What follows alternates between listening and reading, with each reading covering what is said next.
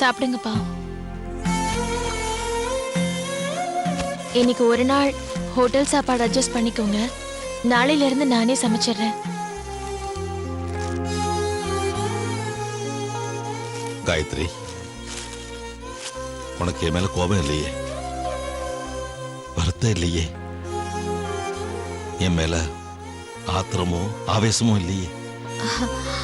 உங்க மேல எனக்கு எதுக்குப்பா ஆத்திரம், கோபம், ஆவேசம் எல்லாம் வரணும்?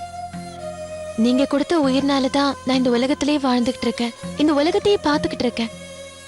நீங்களும் அம்மாவும் அந்த தெய்வத்துக்கு சமம்பா.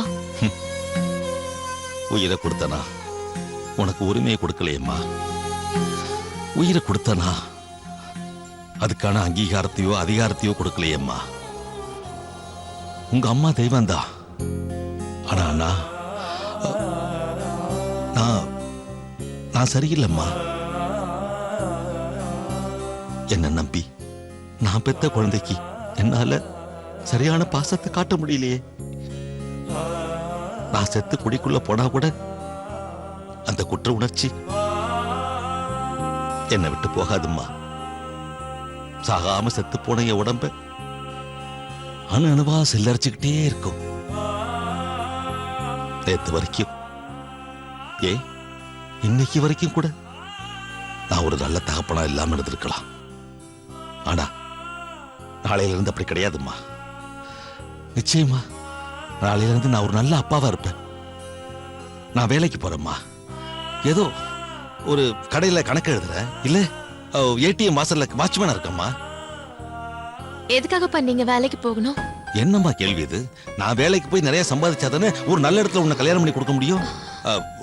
உழைக்கணும்மா, நல்லா உழைக்கணும்.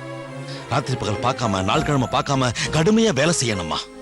இது வரைக்கும் நாம பிரிஞ்சிருந்தது போதாதாப்பா? இதுக்கு மேலயும் ராத்திரி பகல் இல்லாம, நாள் கிழமை இல்லாம நம்ம பிரிஞ்சிருக்கணுமா? என் கல்யாணத்துக்கு காசு வேணும், அந்த காசுக்காக ஒரு வேலை வேணும்னா எனக்கு அந்த கல்யாணமே வேண்டாம்பா. என் மனசுல இருந்த காதல் செத்தப்ப கூடவே கல்யாணங்கிற நினைப்பு செத்து போச்சு. நான் எப்பவுமே உங்களோட மகளாவே இருந்துறேன்ப்பா. போதும்பா. நீங்களும் நானும் நமக்குள்ள இருக்கிற அம்மாவோட நினைப்பு மட்டும் போதும்பா. நமக்கு நடுவுல வேற யாரும் வர வேணாம்ப்பா. எனக்கு தெரிஞ்ச கோவில் குருக்கள் ஒருத்தர் இருக்காரு, அவர்கிட்ட நான் நல்ல வேலைக்கு சொல்லியிருக்கேன்.